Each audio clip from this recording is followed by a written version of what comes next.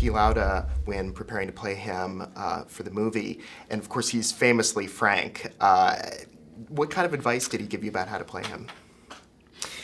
Well, I learned one lesson with him is not to give too much importance to what other people think of you or say about you, you know, because and that's the way he goes through life, you know, and that's his attitude, and he's straightforward and 100% honest, and that's something I admire, you know, and I partly envy.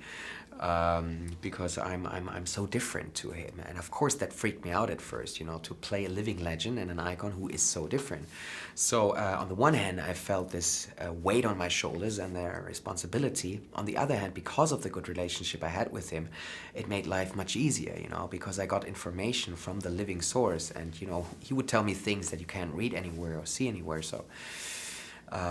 That was important.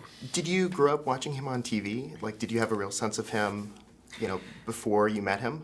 Yes, I did. I grew up in Western Germany, in Cologne, which is not far from the racetrack where the accident happened. So when I was a kid, we knew who Niki Lauda is, and again, he's a hero, and everybody knows him in Germany, and he's still very present on TV. You know, he's commenting all the Formula One races. So. Yeah, it was weird and also physically so different that I thought after getting the offer and being excited, I panicked and I thought like, wow, it's gonna be an intense preparation and a journey, you know, to be to play this guy. Some of the most intense scenes in the movie are the scenes in the hospital where Niki is recovering from the accident. How did you go about preparing for the raw emotionality of those scenes?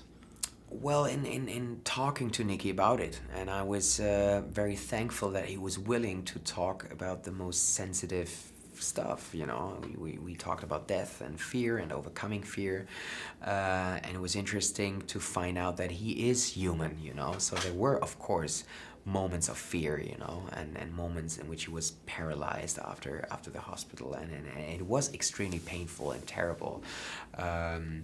In everything around the accident, and still, if you haven't gone through something similar, you have to somehow try and find your own approach, you know, and think of your own fears and just trying to imagine of how terrible that would be. And then of course everything helps you. The makeup, which transformed me in a very extreme way, helped me, you know, to see the reactions of the people too, you know, because sometimes people on set were shocked when they saw me because they didn't understand that this was prosthetic makeup.